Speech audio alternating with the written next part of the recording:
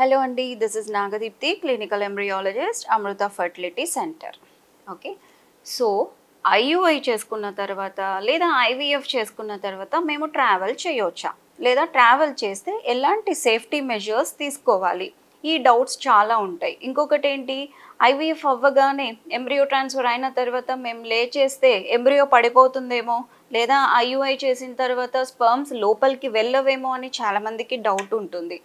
So జనరల్గా తీసుకుంటే IUI చేసిన ఎంబ్రియో ట్రాన్స్ఫర్ చేసిన బెడ్ రెస్ట్ అనేది ఏమీ అవసరం లేదు. యాజ్ యూజువల్ మీ రొటీన్ వర్క్స్ మీరు చేసుకోవచ్చు అండ్ అలాగే ట్రావెలింగ్ కూడా హ్యాపీగా చేసుకోవచ్చు. కాకపోతే ఇక్కడ ఒక చిన్న మిత్ ఏంటంటే, ట్రావెలింగ్ చేస్తే అదుర్లకి ఏమైనా అబార్షన్స్ అవుతుందేమో, లేకపోతే ఇంప్లాంటేషన్ జరగదేమో అని ఒక అపోహ ఉంటుంది. అలా ఏమీ లేదు. వన్స్ ఒకసారి మనం ట్రాన్స్ఫర్ చేసిన తర్వాత ఎంబ్రియో యూట్రైన్ క్యావిటీలో ఉండిపోతుంది, అదేమీ కిందికి వచ్చేయదు.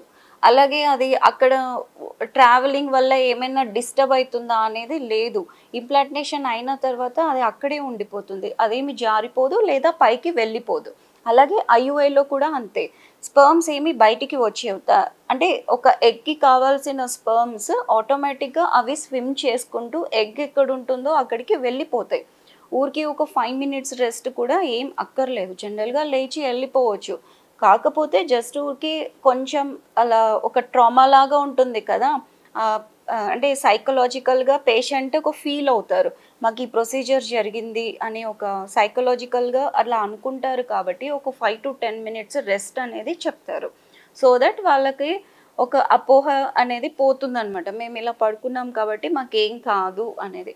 సో ట్రావెలింగ్ చేయొచ్చు, పనులు చేసుకోవచ్చు, దానికి కంప్లీట్ బెడ్ రెస్ట్ ఏమీ అవసరం లేదు. So post IUI, post embryo transfer care అనేది జనరల్గా ఓన్లీ మనం తీసుకునే ఫుడ్, లేకపోతే మనం పాజిటివ్గా ఎంత మంచిగా ఆలోచిస్తామో ఆ పాజిటివ్ వైబ్స్తోనే మీరు ఏవైతే అనుకుంటారో అవే అట్రాక్ట్ అయిపోయి మీకు ఆ పాజిటివ్ రిజల్ట్ అనేది వస్తుంది. So always be positive whatever it may be.